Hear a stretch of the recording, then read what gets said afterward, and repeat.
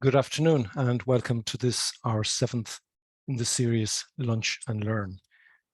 Today the subject is Stop Seeing Excel, and by that I mean try and consider other ways of reporting information beside always resorting to the Excel. I love Excel, but I think there are other options available as well.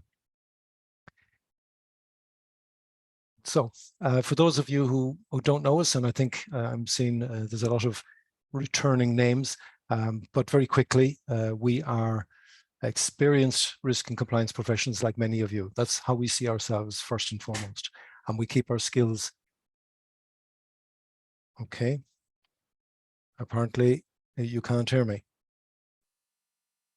So let me just check.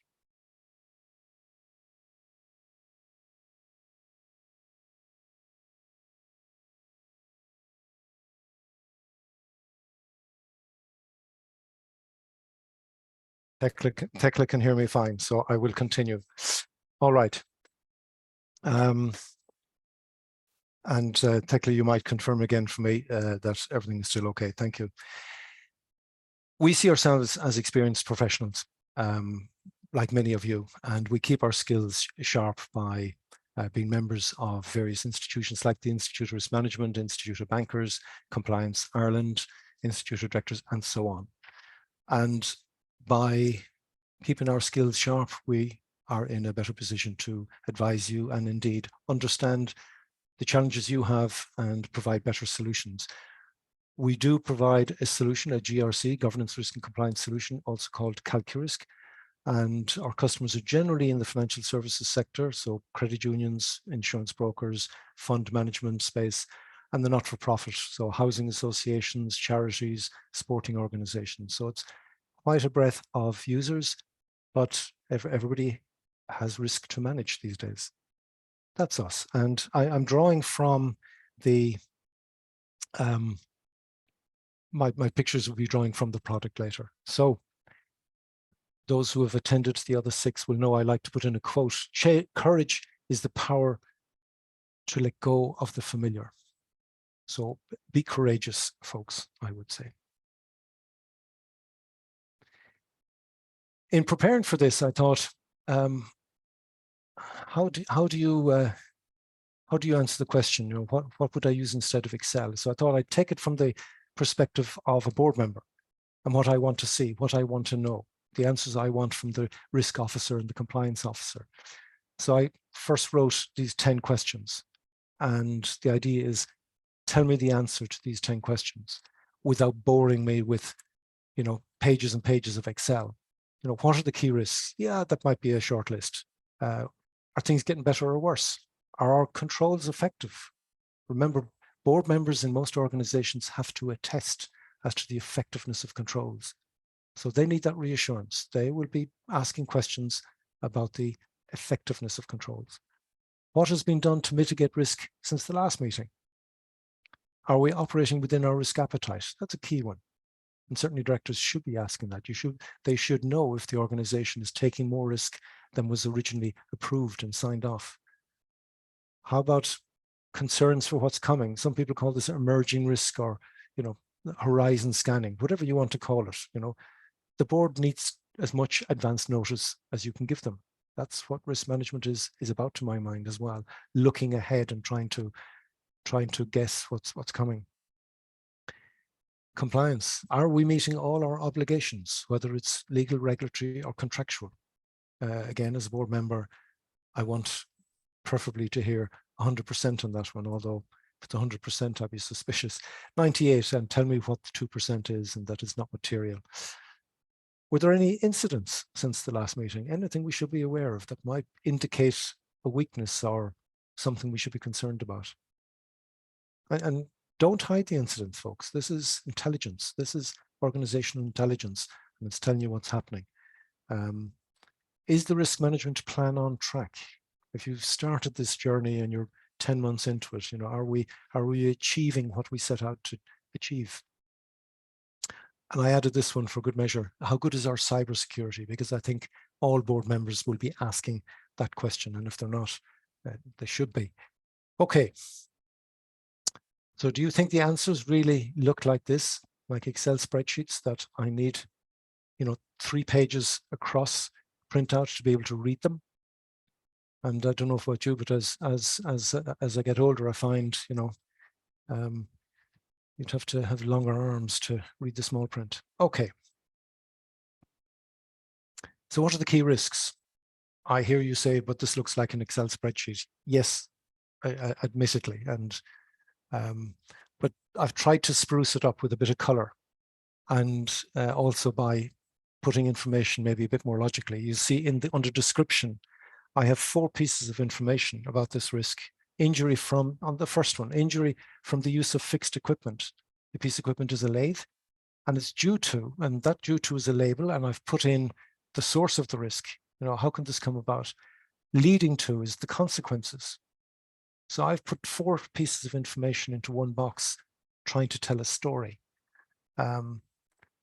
Trying to compress the information, not have a very wide one. Now, admittedly, for risk register, you may want more columns, but I've also put in what I think is an important one, the trend. I reckon directors should be asking, if they're not already asking it, how does this compare to last meeting, last month, last quarter? So put in a trend, and this is very obvious. If it's amber and the arrow is horizontal, no change. If it's green, it's got better, and if it's red, the arrow is pointing up, it's increasing. So immediately, the eye is drawn to the color, and you can see, okay, some things are improving, some things are getting worse. This one I showed in the last Lunch and Learn, and I thought I'd repeat it here. A summary. If you only had one slide to present, there's a lot of green on this, which is saying a lot has been done well and we're happy. You got some amber and you got some red areas, and very quickly somebody reading this can get a very quick understanding of where the concerns are, and maybe the comment section might address the red section. So use color, use graphics. Are controls effective? And this is a key one.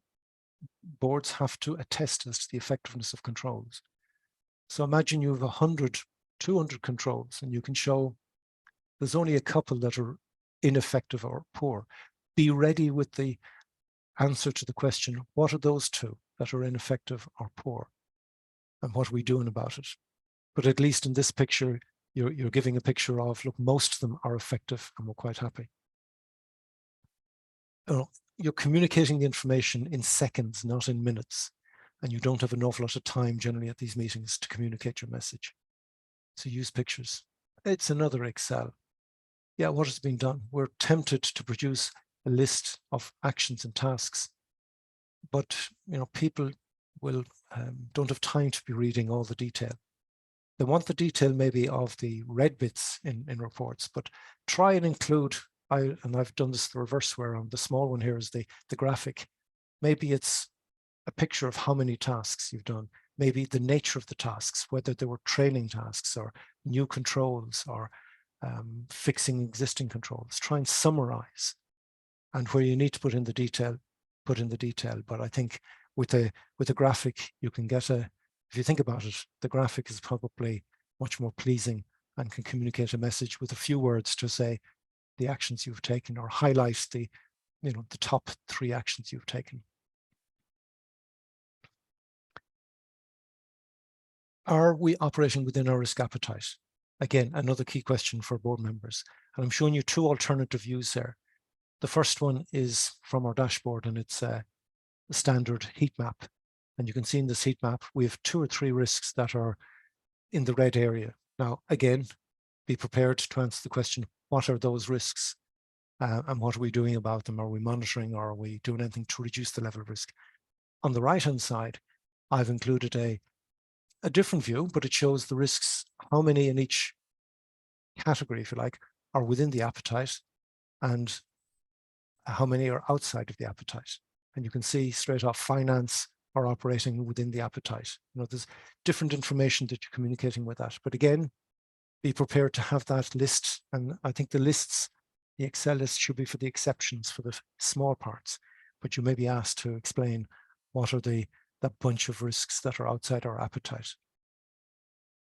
But what you're communicating, of course, is that most is within the appetite.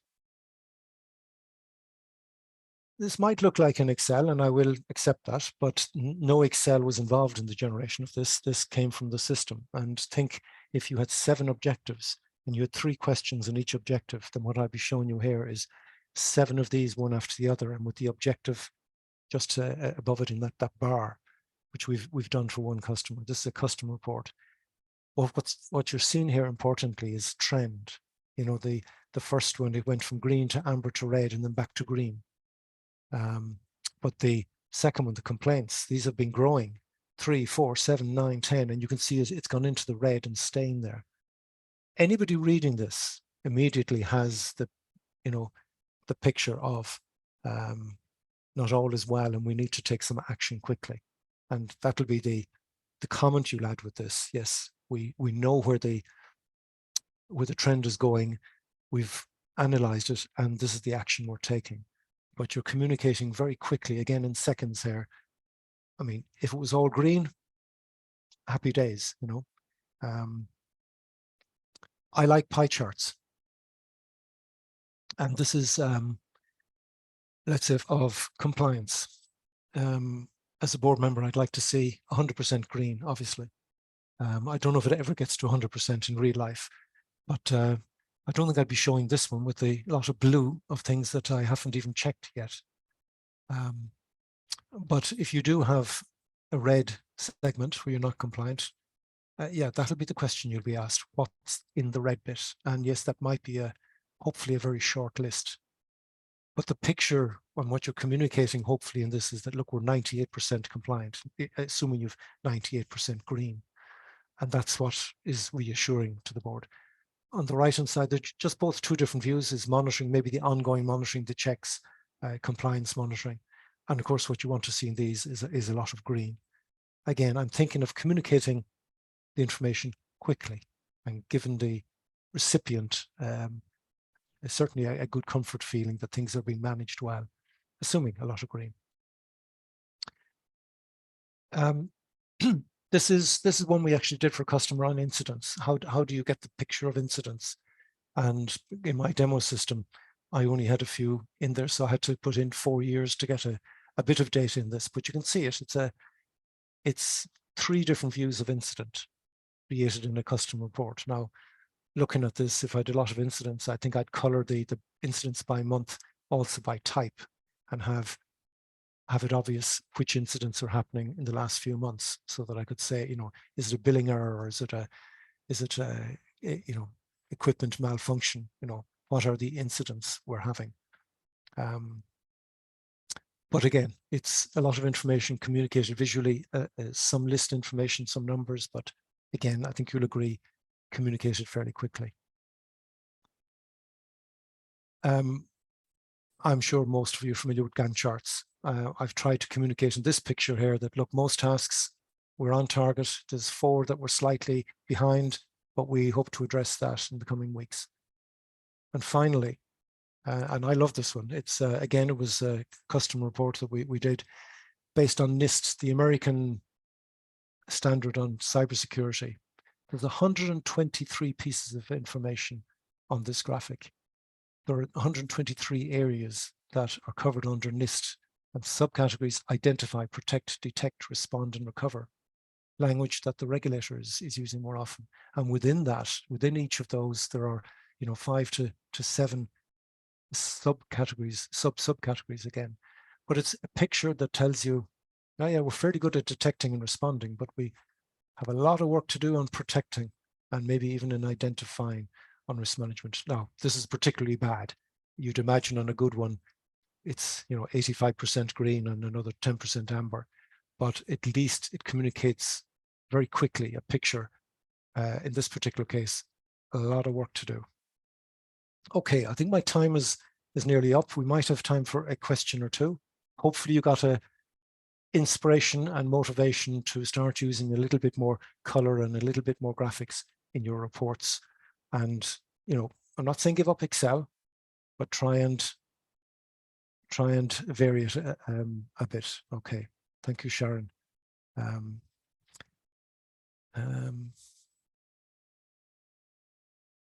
We've one more minute if there's any questions, or maybe hopefully with my graphics I've answered all the questions. I mean, the question was, what's the alternative to Excel? I'm not saying you have to get rid of Excel.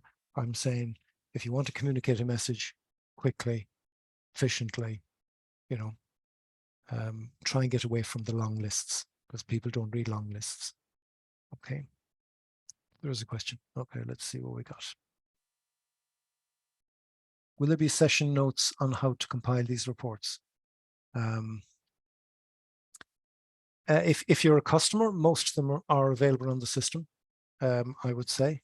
And it's, you know, for the calQrisk one, it's click and view is to compile it once it's set up. So yeah, John, happy to show you that. Yeah, Denise.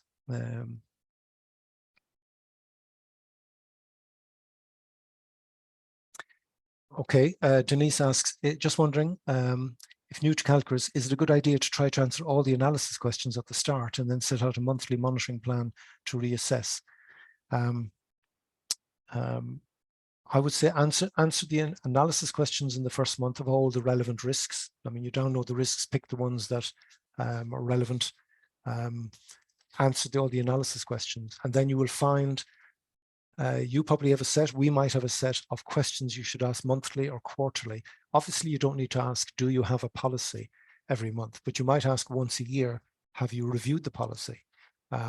If there's something you've said you do every quarter, like you refresh the cyber security awareness training, then I might, as a compliance person or risk person, ask, did we do it this quarter? Did we refresh the training this quarter? So you get that constant reaffirmation of things, of the assessment. So yeah, a monthly monitoring plan is good, but not everything needs to be asked monthly. I think, you know, it can be quarterly, it can be annually as well.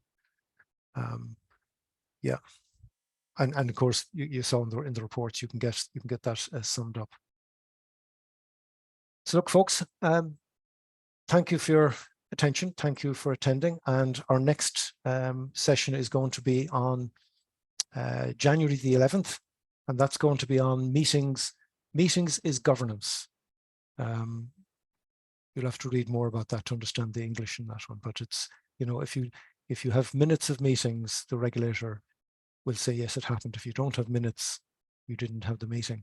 And there is one other one before Christmas on December the 13th at 10:30, a slightly longer webinar, 45 minutes, and that's entitled, So You Want to Be Resilient. So hopefully to see you at one of those. Bye-bye.